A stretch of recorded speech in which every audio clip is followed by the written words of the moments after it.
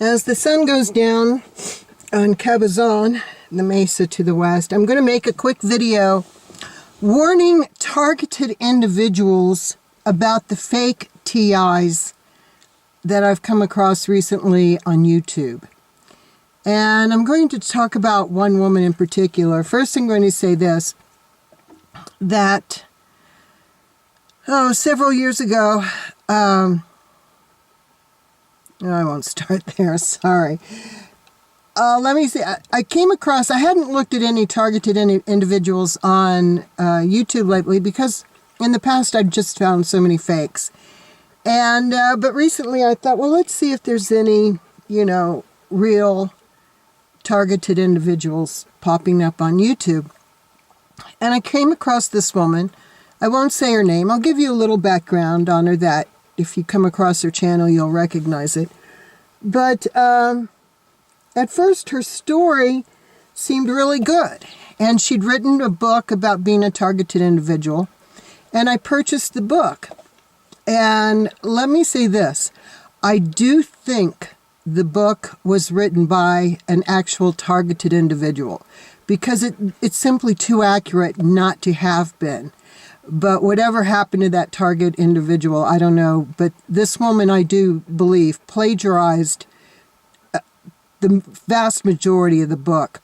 And she starts out the book by saying, she'd lived in California when she became a targeted individual, and that she landed up near the port of Long Beach, living out of her car, as I recall. And she goes through all these bizarre episodes that happened to her while she was living in her car. And she claims, I think she said she lived out there a total of 2 years around Long Beach, which is a pretty scary area to begin with.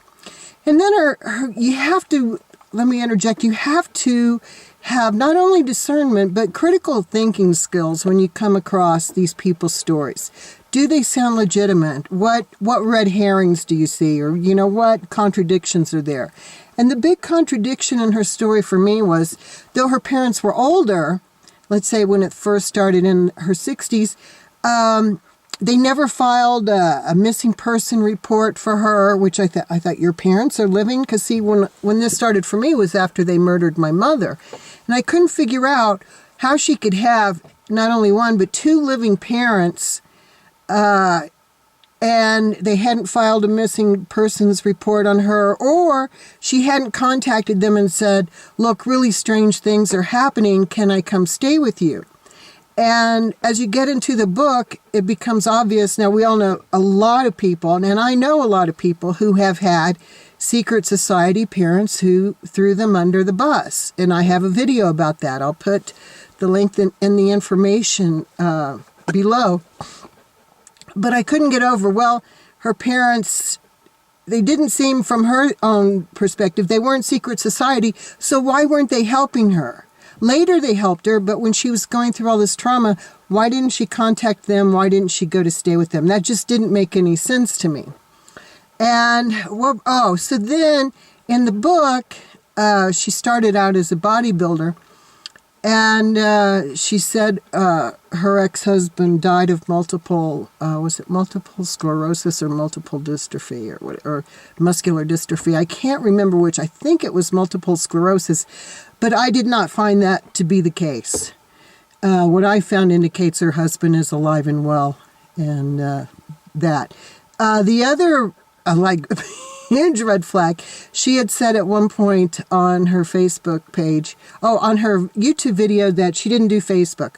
When I went to her Facebook page, that's what really spilled the whole beans, because all of her friends on Facebook, and it is a fake book, nothing on it is true that I have found, all of her so-called friends were phony targeted individuals. And I do mean phony.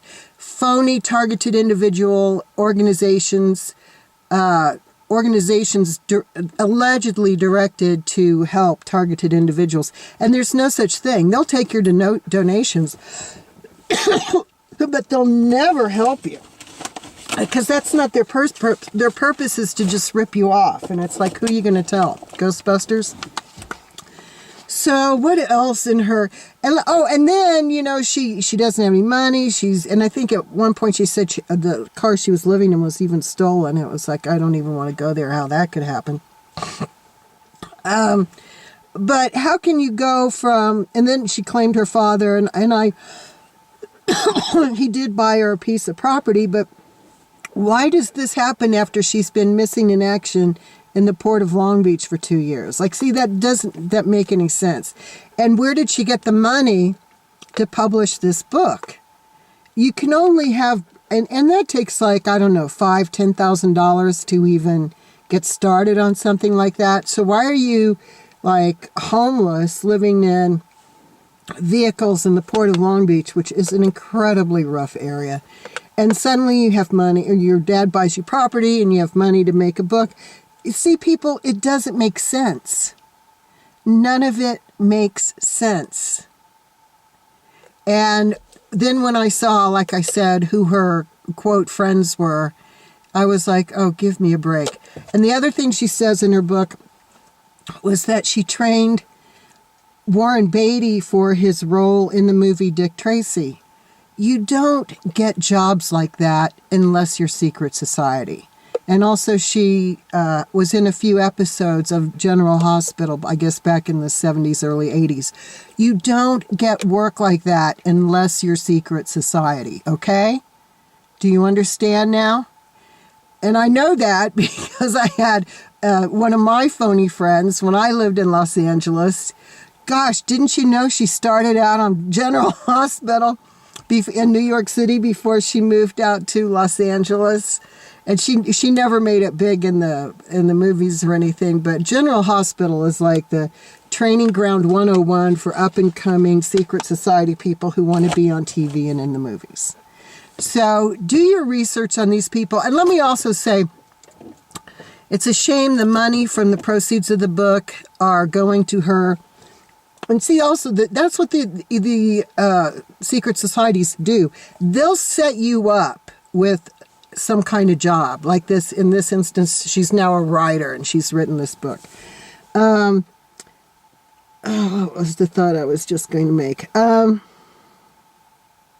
But yeah, her resume just screams Freemason, Eastern Star. She wouldn't be a Mason, but secret society. And maybe I'm a little hip to that because of my experience with all these people for so many years.